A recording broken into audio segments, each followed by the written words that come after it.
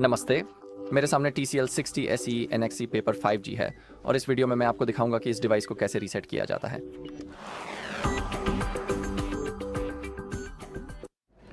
ठीक है, तो हमारे पास इस डिवाइस को रीसेट करने के दो विकल्प हैं। पहला विकल्प सेटिंग्स के माध्यम से है और दूसरा रिकवरी मोड के ज़रिए। तो मैं आपको ये दोनों विकल्प दिखाता हूँ। आइए सेटिंग्स से रीसेट करने से शुरू करते हैं। तो बस अपनी सेटिंग्स को यहाँ पर खोलें, बस यहीं पर आप देख सकते हैं। नीचे की ओर धीरे से स्लाइड करें और सिस्टम को ढूंढें। अब नीचे स्क्रॉल करें, अन्य विकल्प खोजें और यहाँ पर हमारे पास रीसेट करने के विकल्प हैं।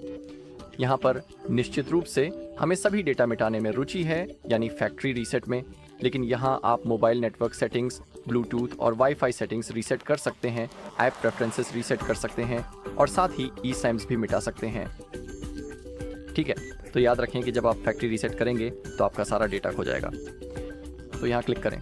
अब आपको इरेज ऑल डेटा पर क्लिक करना है, फिर स्क्रीन पर दिए गए निर्देशों का पालन करना है। अगर आप सब कुछ सही तरीके से करते हैं तो आपका डिवाइस बंद हो जाएगा, फिर अपने आप दोबारा चालू हो जाएगा और इसके बाद आपको बस अपने डिवाइस को सेटअप करना है। साथ ही अगर आप चाहें तो रीसेट से पहले एक बैकअप भी बना सकते हैं, तो इसकी मदद से आप बाद में अपने डेटा को पुनर्स्थापित कर पाएंगे। हमारे चैनल पर ऐसा बैकअप कैसे बनाएं, इस पर भी एक वीडियो है।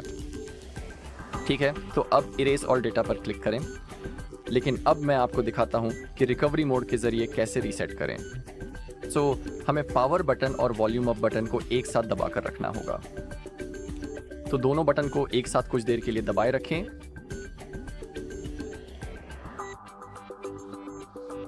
ठीक है, दबाए रखें और अब रिकवरी मोड आ जाना चाहिए। ठीक है, अब हम रिकवरी मोड में हैं, जैसा कि आप स्पष्ट रूप से देख सकते हैं, और यह एक महत्वपूर्ण चरण है।